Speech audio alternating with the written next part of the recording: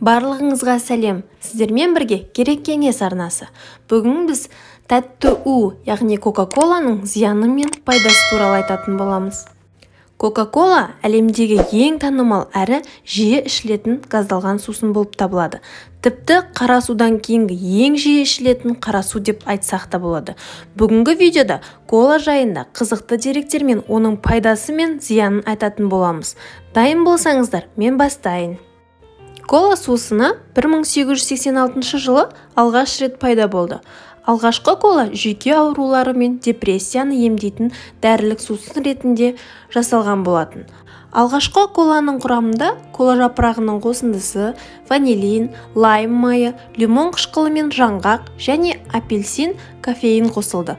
Алайда бұл сусын газдалмаған сусын болатын.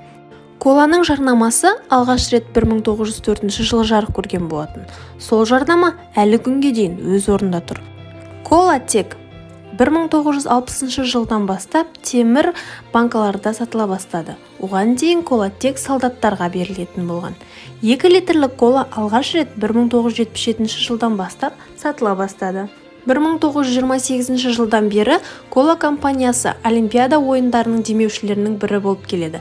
Әлемде әрбір секунд сайын 2000 литрға жуық кола ішіледі екен. Әрбір елдегі кола сусынының дәмі әртүрлі болуы мүмкін. Себебі оны жасауға тұрғылықты жердің қарапайым суы қолданылады. Ал әр жердің суының өзіндік ерекше дәмі болатыны барлығымыз білеміз. Диеталық кола алғаш рет 1982 жылы шыққан болатын. 0,33 көлеміндегі банкадағы коланың құрамында 11 қасық қант бар. 1985 жылы кола сусыны алғаш рет космоста болды. Coca-Cola брендіне әлемдегі тағы 5000-ға жуық бренд тиесілі екен. ақш-тағы алюминий өндірісінің 6-дан 1 бөлігі Coca-Cola сусынының темір банкасын жасауға жұмсалады. Coca-Cola компаниясы әлемдегі жарнама үшін ең көп ақша жұмсайтын компания.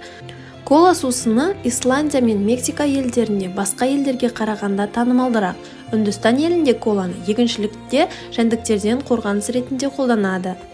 Бұл арнайы уландырғыштарға қарағанда арзанырақ және тиімдірек деседі. Коланың нақты рецепті коммерциялық құпия болып табылады. Оны жарияламайды.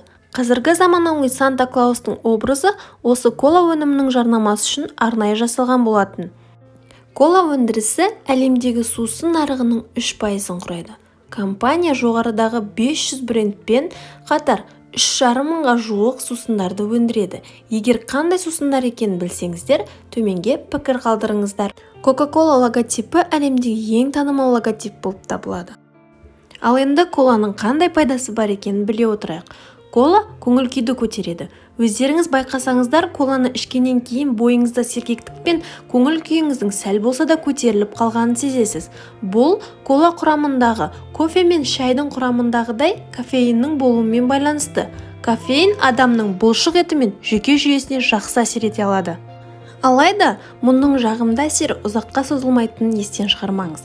Кейде дәрігерлер коланы ішті тазарту үшін ұсынып жатады. Сіздер байқаған болсаңыздар, қазан мен шәйнектегі ысты кола жақсы кетіреді. Бәлкім сіз бұрын естіген боларсыз. Кола өте лас кірді жууға көмектеседі. Тіпті әйнекті жақсы сүртеді. Сонымен қатар көліктің кейбір бөлшектерін тазарту үшін де қолданылады. Сонымен коланың адам организміне емес, тұрмыстық мақсатта ғана пайдасы бар екенін білдік. Енді коланың көптеген зияндарына кезек берсек. Коланы ішкеннен кейін адам организмде күрделі процестер басталады. Бұл ішке көп мөлшердегі қанттың түсуімен тікелей байланысты.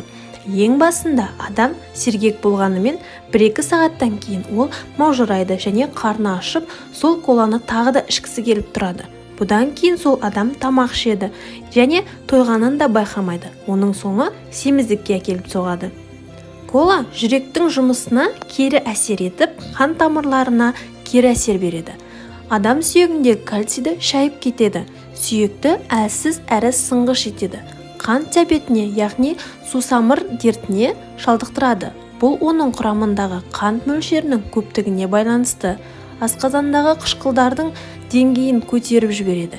Яғни бұл сусын асқазанның да жұмысын бұзады. Рак ауруын тудыруы мүмкін. Құрамындағы жасанды карамель қатерлі ісіктің пайда болуына тікелей әсер етеді. Кола өзіне тәуелдетеді. Коланың құрамындағы кәдімгі қанттан 200 есе тәтті элемент бар. Бұл элемент адамды өзіне тәуелдетіп отырғызып тастайды. Кейіннен адам кола ішпесе жүре алмайтын халге жетеді. Коланы тұрақты ішетін адам аз өмір сүреді. Бұл кола тұтас организмге тигізетін кері әсерімен тікелей байланысты. Шашы түсіп, бет терісі безеу немесе түрлі жарақаттармен зақымданып, тырнақ сынғыш келеді. Ішкі құрылыстың жұмысы бұзылғаннан кейін бұл жағымсыздықтардың барлығы адамның бет терісінде көрініс табады. Шаш пен тырнақтың әлсіреуі жаңа айтылған кола кальцийді шайып кетуімен тікелей байланысты. Кола ішпеудің пайдасы: өмір жасыңыздың ұзаруы, арықтайсыз, шашыңыз аз түседі, бетіңіздің терісі тазарып жасарады, өзіңізді рак, қант диабеті сынды аурулардан сақтайсыз, ақшаңызды үнемдейсіз. Достар, коланы тастау қандай қиын екенін білемін, алайда оны қара сумен айырбастап, өзіңізге оны ішпеймін деп уәде беріп көріңіз. Кейіннен қалай үйреніп кеткеніңізді де байқамай қаласыз. Ал бұл деректер туралы не ойлайсыз? Сіз коланы ішесіз бе?